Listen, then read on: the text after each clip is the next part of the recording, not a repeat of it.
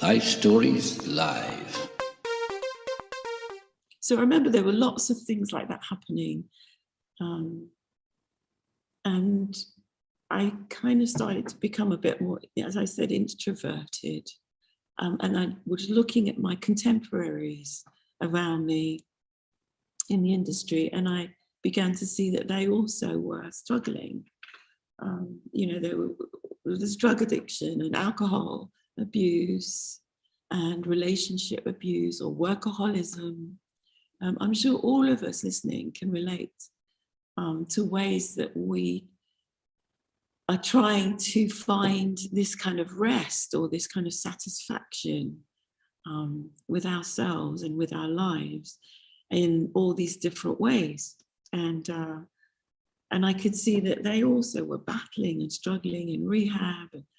And I thought this just started to begin this, as I said, this yearning, this sense of missing and lack and confusion, I think, because I couldn't understand why I would be feeling this way.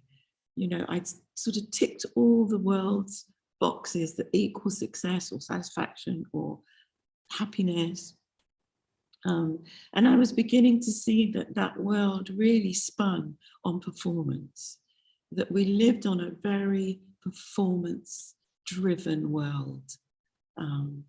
Your position, your title, your bank balance, your car, all these exteriors which was supposed to give you value or meaning and purpose, wasn't giving it to me. And I think that was a very poignant time in my life, of a bittersweet moment, if you like, because I was becoming down, a little depressive. I was very insecure, and I started to have panic attacks. But it would be in the storm that God was going to meet me, because he was able to ready my heart to look outside of myself, outside of my strengths, for help. And I remember one particular evening, I was in a pretty bad state. I was having several kind of panic attacks a day, and I'd become agoraphobic, so I didn't want to go out. And it was a really dark night for me. I was very close to really questioning what purpose I had, despite all this attention and adoration and worship that I had been given. I was without peace of mind. I was very needy, panicky, that I couldn't give you what you wanted. Connecting that to growing up, you know, I wasn't the right color, I didn't fit in there. All these things were all sort of coming in to collide and meet with each other. And that night I remember questioning my life. And then just taking, I was in my bed, I didn't want to get out. It was just a mess, really. And crying out to God, I think. I didn't know which God. I'd taken several avenues. I was reading a lot of spiritual books on Buddhism. I'd been to a few Buddhist meetings and met wonderful people, all on their journey to find truth, I think, and God. I'd met, I'd been reading the Hadith, the Quran, I'd met great Muslim people. And slowly God had been bringing me, you know, to that narrow road. He said, narrow is the road that leads to life, and broad is the road that leads to destruction. And I was definitely on that broad road. And he seemed to be narrowing that road down, you know. And I was asking big questions like, okay, I want to find God. I don't know whose God it is. Which God is it? I want to find a God that I can worship because I believe he answers me and gives me truth and proves truth to me and is master of this world. And it's not in there, and it's not in that, and it's not in all these crystals that I was buying, all these candles, all these angel cards. All of it was just narrowing me down to the one path I didn't want to look at, which is Christianity. And if I'm honest with you tonight, I knew nothing really about the author of the Bible. I knew nothing about God's son and his story of redemption and relationship with his creation. I'd only known stories through media, and they weren't good stories, different, you know, just. So anyway, that night, I remember crying out and saying, God, if you are there, if you are real, if you are there, I want to know you. Do you want to know me? Can I make this connection in this darkness? And I remember asking my mother if we had a Bible in the house. And we did. And I remember she left the room and she gave me this book. And I remember opening this book and I don't know what I read.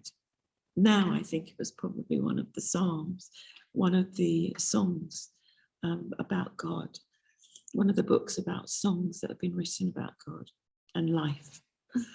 And anyway, I read something and I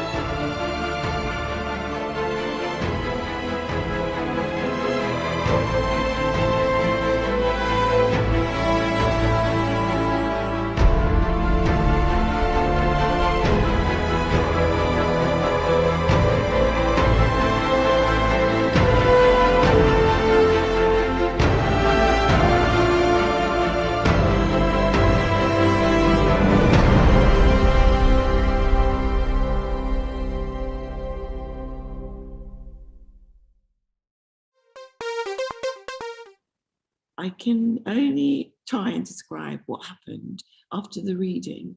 I experienced intimately a warmth that went through, or went around me perhaps from my head down like a blanket. And it included this sense of joy and peacefulness and rest and calm. so much so that I laid back and just didn't want it to stop. And I knew that my journey had ended. I knew that I had met with something sacred and something divine. And it had to do with the author of this book. I didn't know anything about God Almighty, as I said before, but I then made that decision to find out what is going on. And so I made a decision in the morning to visit a church, a local church if possible. And a few days later, on the Sunday, I remember going to my local church up the road, which was in Highgate at the time. And I remember going into this church and kind of nobody spoke to me, nobody met me. It was kind of tall, airy, darkish, echoey, and pretty unpleasant, frankly. And I remember listening and these kind of songs that were sung and then leaving, and still nobody had spoken to me. And I remember putting my head down and thinking, well, whatever happened to me yesterday or a few days ago it's nothing to do with church. I don't know, I don't understand. And put my head down and I turned the corner of my street, and here again is where God met me. I bumped into a young lady called Bonnie, literally. And now Bonnie used to bleach my hair. She was a hairdresser in Top Salon when I was very successful a few years before.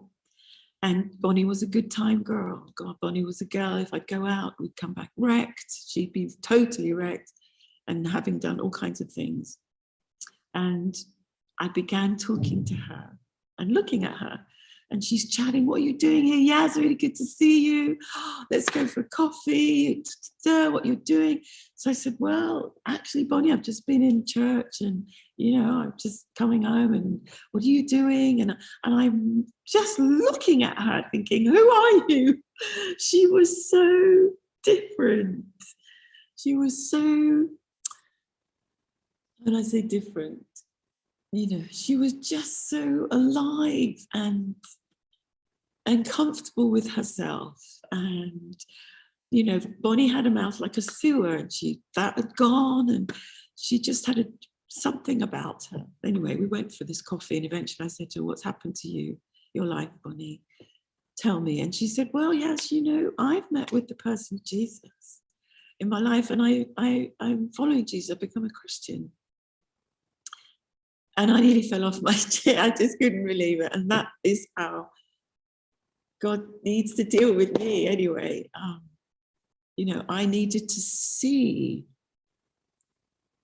how a relationship that is spiritually connected to God could work in someone's life, is real in someone's life, is actually transforming someone's life.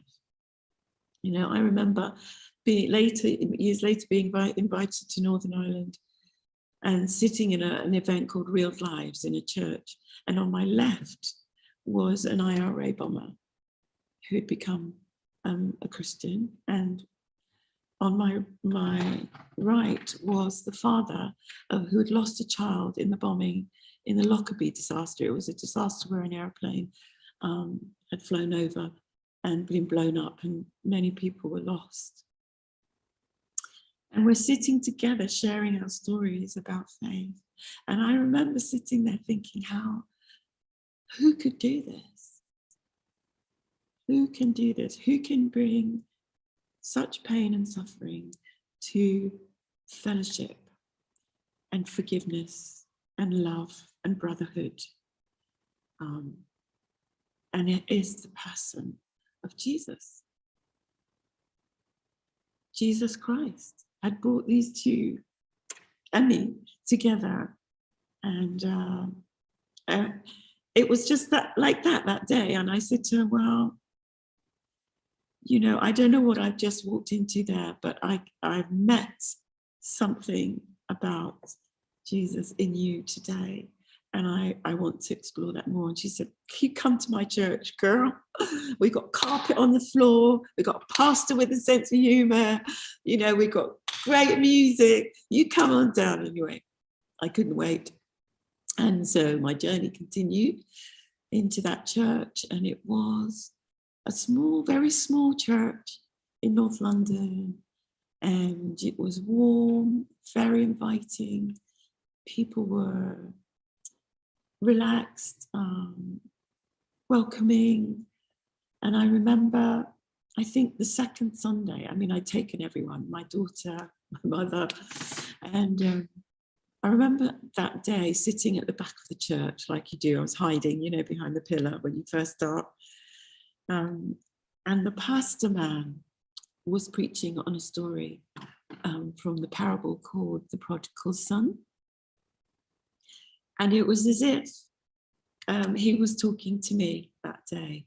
And I remember thinking, how is that possible, Eva? How is that possible? This is a 1,000-year-old book. You know, they keep telling me this book and the words in this book are eternal because these are the words of God who is eternal and infinite.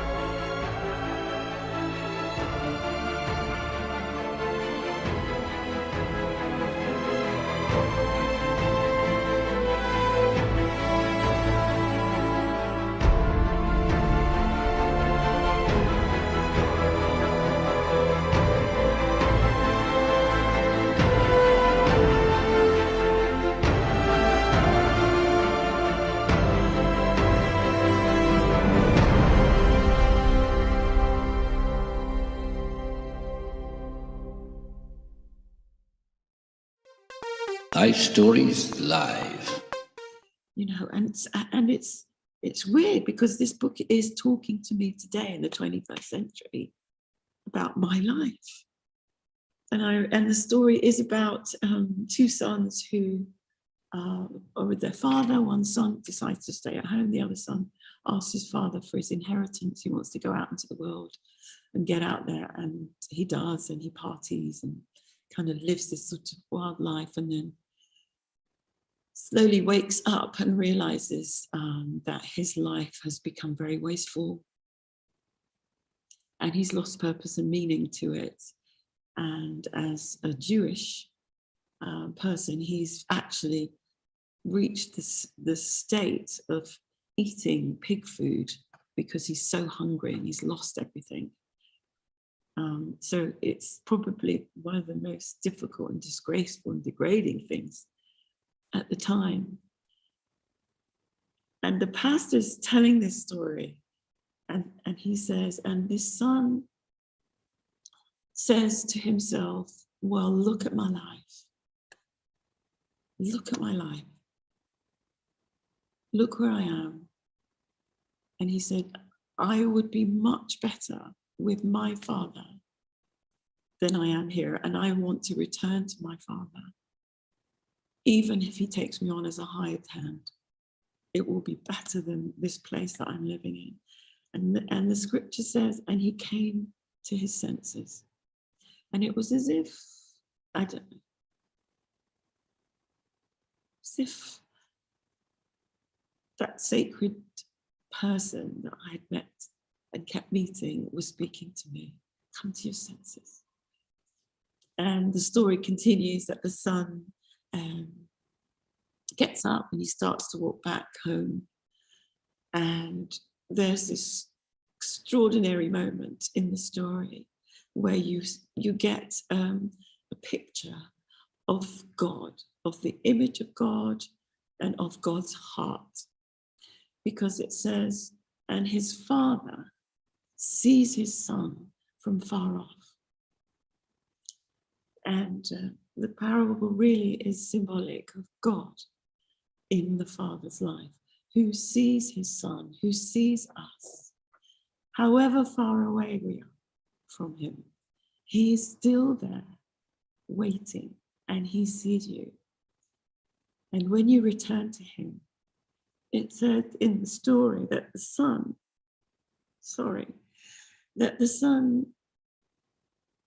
sees his father, and his father sees his son, and his father begins to run. He begins to run to his son. He's not walking, he's not berating, he's not holding some kind of club that, yeah, well, it's just your fault. You know, you went out, you did this, you did that. He is running to his son, and he embraces his son. And he kisses his neck. And he says, oh, son, you were lost. So lost, and now you're found. He says, I said you were dead, but now you're alive. He says, let's hold a party. And there are further scriptures in the Bible where God talks about rejoicing over one person who comes to him and celebrating, and that he will go out for that one person among the thousands who turn to him. And anyway, that day something in me broke, and I wanted to really know, who is this God? And who is this person, Jesus, who has, you know, I think I had such admiration for the man first. You know, I couldn't understand that God, in his plan for redemption and bringing us back to himself, could come in flesh and had come in the person of Jesus. So I really just admired Jesus, the person who loved women, loved children. His teachings on life, on right living, on caring, his instructions that we are to care for one another, to pray for one another, to support one another, to welcome the stranger, to never condemn the immigrant or the refugee. His teaching on being created in the image of God, which means that we are created in dignity and noble and valuable with inherent eternal value. You know, it's profound, his teachings. And then slowly, I began to recognize that Christ was not just human, but he was man through his miracles, through the fulfilling of all the prophecies that had been spoken about him, that I was learning in the Old Testament, in the Bible, were fulfilled in this person. Anyway, so I joined a group called a Seekers Group. I think you can join Alpha courses or Christianity Exploring courses today. And I joined with lots of group of people who were like-minded, all looking for truth and answers. And slowly everyone was left but me. Some people had become Christians and some were still searching. And I was left with this amazing pastor who I kept coming week after week. And slowly, patiently, he began to introduce me to Christ and what he had done for me, and to introduce me to sin. Because I didn't really understand sin. And when sin began, He began to teach me about the very beginning of our humanity, how we'd fallen away from God because we were being disobedient to God. And the consequences of us falling away from God was that we began to live this skewed life, this life of imbalance and having a nature that will draw us to do wrong and draw us to cheat and draw us to lie and draw us to cover ourselves. And and it began to make sense. Sin began to make sense to me. Finally, it was answering my questions of Life Stories.